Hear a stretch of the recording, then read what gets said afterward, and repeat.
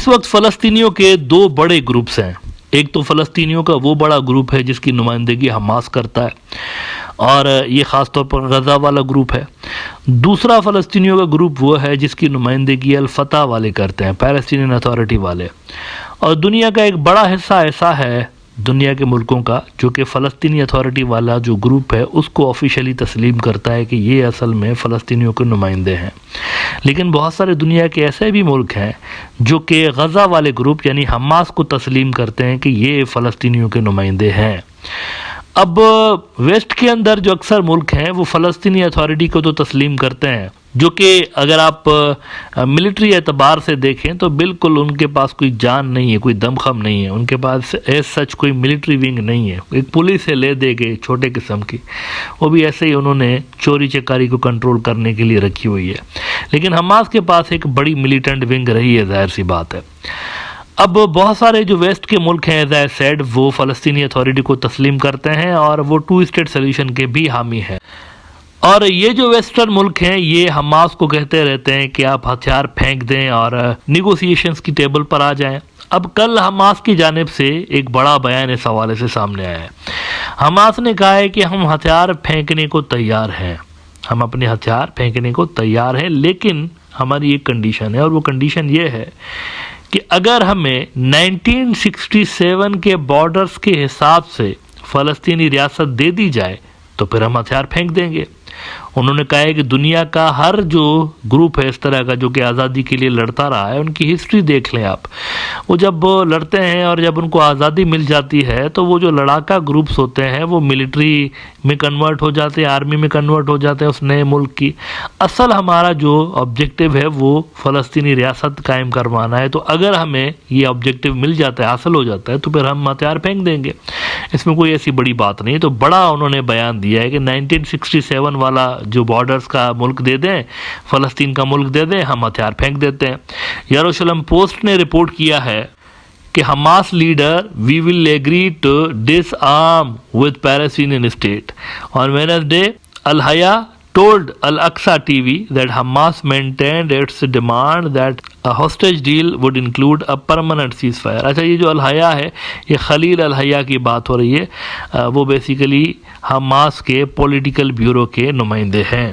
انہوں نے یہ بیان دیا ہے. یروشلم پوسٹ نے مزید لکھا ہے ان کو کوٹ کرتے ہوئے خلیل الحیا کو کہ all the experiences of groups who fought against occupiers when they became independent and got their rights and their country, what did these forces do? They became political parties and their protective fighting forces become the national army. جب بھی آزادی ملتی ہے جو سیاسی قوتیں ہوتی ہیں وہ سیاسی پارٹیاں بن جاتی ہیں اس ملک کی، اور جو ملٹری قوتیں ہوتی ہیں وہ آرمی بن جاتی ہیں اس ملک کی. تو ہم بھی ہتھیار پھینک دیں گے جب فلسطین کی ریاست بن جائے گی، لیکن چاہیے 1967 کے بارڈرز تک. یعنی وہ یہ مان رہے ہیں کہ ہم 2 اسٹیٹ سلیوشن کے لیے ایگریڈ ہیں، 2 ریاستی فارمولا. اور اس میں یہ جو 1967 کے بارڈرز کی بات کر رہے ہیں تو بیسیکلی حماس کے جو فلسطینی ریاست ہے نا اس حساب سے یروشلم اس کا کیپٹل ہے بیسیکلی ان کے فارمولے کے حساب سے. اب یہ وہی فارمولا ہے جس کو ساری دنیا مانتی ہے، امریکہ بھی مانتا ہے، یو کے والے بھی مانتے ہیں، فرانس بھی، جرمنی، سارے ویسٹ کے سارے ملک اور مسلمان ملک تو ویسے ہی مانتے ہیں. تو 2 ریاستی فارمولے پہ حماس ایگری ہو گیا، لیکن کنڈیشنز ان کے 1967 کے بارڈرز کے حساب سے. اچھا مین وائل ایک بڑی بھیانک قسم کی خبر وہاں سے سامنے آ رہی ہے، غزہ سے. ماس گریوز وہاں پر دریافت ہوئی ہیں، ایسی قبریں دریافت ہوئی ہیں جس میں سے 400 500 ڈیڈ باڈیز ریکور ہو رہی ہیں اور دنیا بھر میں اس پہ شدید تشویش کی لہر دوڑ گئی ہے. CNN نے رپورٹ کیا ہے کہ almost 400 bodies have been found in mass grave in Gaza hospital, says Palestinian Civil Defense. کہتے ہیں کہ authorities in Gaza have concluded their search of mass graves at a hospital in the south of the strip and said they have uncovered a total of 392 bodies including some still wearing surgical gowns. بچے بھی ہیں اس کے اندر، ان میں بڑی تعداد میں بچے بھی ہیں. تو یہ وار کرائم ہے بیسیکلی، اور یہ والی جو ڈیولپمنٹ ہے یہ کرائم اگینسٹ ہیومینٹی کے اس کے سرکل میں آتا ہے کہ یہ وہ والا کرائم ہے.